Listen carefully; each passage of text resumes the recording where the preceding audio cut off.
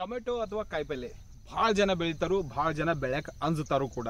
ಅಂದ್ರೆ ಮಾರ್ಕೆಟ್ದಾಗ ಯಾವಾಗ ರೇಟ್ ಸಿಗ್ತೈತಿ, ರೇಟ್ ಸಿಗುದಿಲ್ಲ ಅನ್ನೋದು ಗೊತ್ತಿಲ್ಲ.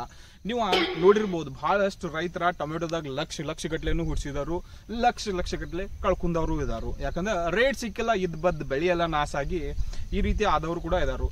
ಆದ್ರೆ ಒಂದಂತೂ ನೀವು ನಂಬಬೇಕು, ಯಾವುದೇ ರೀತಿಯ ಕಾಯಿಪಲ್ಲೆಗಳನ್ನ ಈಗಿನ ಜಮಾನದಾಗ ನಾವು ಬೆಳೆಸ್ಬೇಕಾಯ್ತಂದ್ರೆ ಟನ್ ಗಟ್ಲೆ ಅದಕ್ಕೆ ಕೆಮಿಕಲ್ಸ್ ಸ್ಪ್ರೇ ಮಾಡ್ಬೇಕಾಗ್ತೈತಿ, ಡ್ರೆಂಚಿಂಗ್ ಮಾಡ್ಬೇಕಾಗ್ತೈತಿ.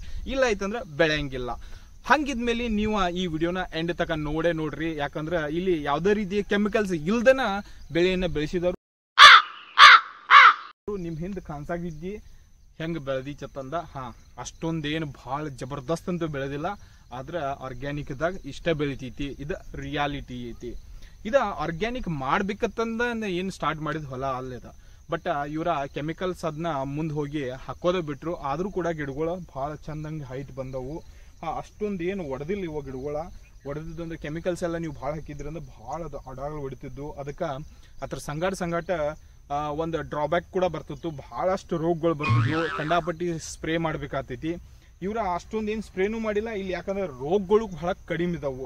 ಸೊ ಹಂಗಿದ್ಮೇಲೆ ಇದೊಂದು ಸೆಲ್ಫ್ ಸಫಿಶಿಯೆಂಟ್ ಫಾರ್ಮಿಂಗ್ ಅಂತನ ನಾವು ಅನ್ಬೋದು. ನೀವು ಏನು ಮಾಡಿದ್ರು ಕೂಡ ನೇಚರ್ದಾಗ ತನ್ನಿಂತಾನ ಬರುವಂತ ಶಕ್ತಿ ಐತಿ. ನೀವು ಕೆಮಿಕಲ್ ತಂದು ಹಾಕಿದಾಗ ಬರ್ತೈತಿ ಅನ್ನೋದೇನಿಲ್ಲ, ಏನು ಮಾಡಿದ್ರು ಬರ್ತೈತಿ. ಉದಾಹರಣೆ ಈ ಹೊಲನೇ ಐತಿ.